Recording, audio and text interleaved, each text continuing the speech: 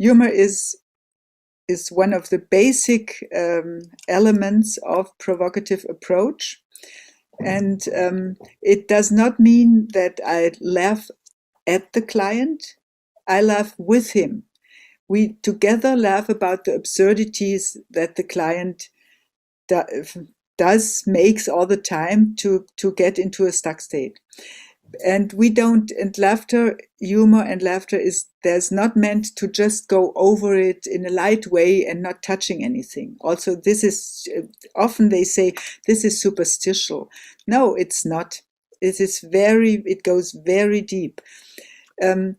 What we mean with humor is the relativity of things, that you can step aside and watch yourself from outside and see the absurdities, which you cannot normally when you're stuck.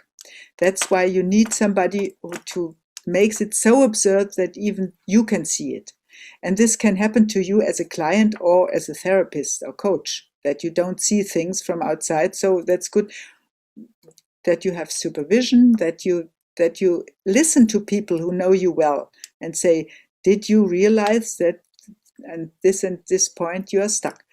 So because let's say the main thing is get a client out of a stuck state.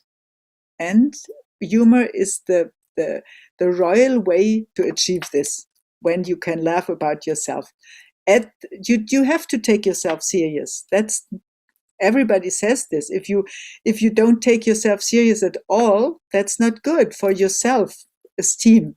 But it's very good to laugh about yourself at the points where you are stuck, and that's humor. That's humor. Laugh at yourself.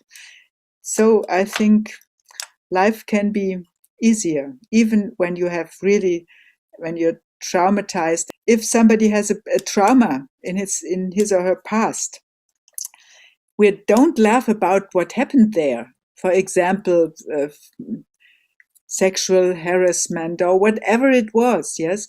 We don't say, oh, that's nothing, you have to laugh about it. No, we don't laugh about this, but we can both find out if a client uses what happened to him, and we all have traumas in our life, bigger or smaller ones, but we all have them. If the client uses this to escape, to have excuses, to have excuses that he cannot do this or that or such and such because this happened to me, I'm not able to do whatever. Yeah, this is something where you can show the absurd part of this. He doesn't help him or herself if he does that. So this is the condolence prize. Yes, I cannot do it because this happened. We laugh about what the client does with his trauma in the years to come.